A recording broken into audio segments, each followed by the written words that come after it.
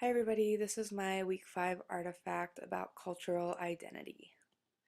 The main takeaways I have from this week, an identity can be made up of several different sources.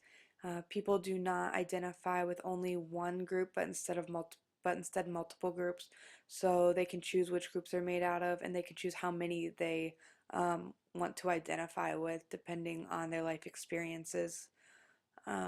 And then also an ethnic identity is likely to change as new experiences are undergone and levels of development occur.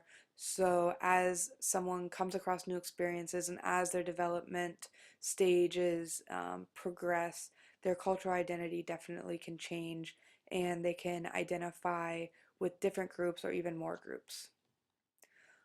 Garrett stated 4 levels of acculturation: traditional, marginal, bicultural, and assimilated. So the traditional level of acculturation basically means that they practice their traditional customs and beliefs of the group that they identify with. Um, the marginal acculturation deals with people who don't accept their minority heritage, but they don't accept the dominant customs either, so they don't practice either of them. The bicultural level of acculturation is that they are accepted by their dominant society and they practice both their minority and the cultural values.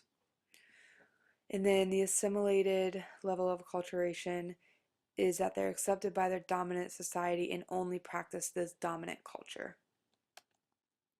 One quote that stuck out to me was this quote by Waters, and it basically talks about how um, a person's cultural identity is always changing, and all of their experiences are shaping how this cultural identity is formed, and it's always a fluid thing based on the experiences they have and the people they come across.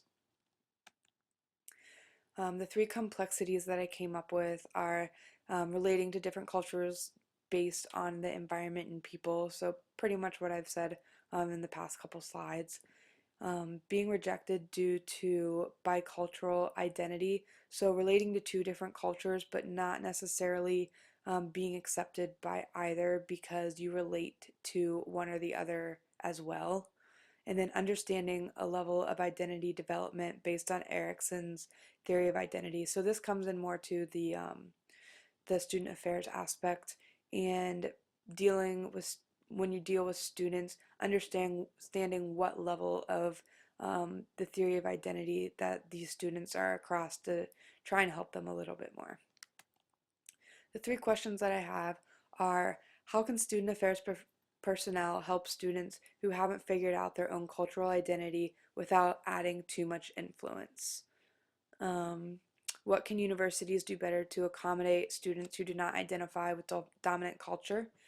And do universities accommodate the marginal students successfully? And if they don't, then what can we do to better accommodate these students? I'm looking forward to your responses, and I will see you the next time.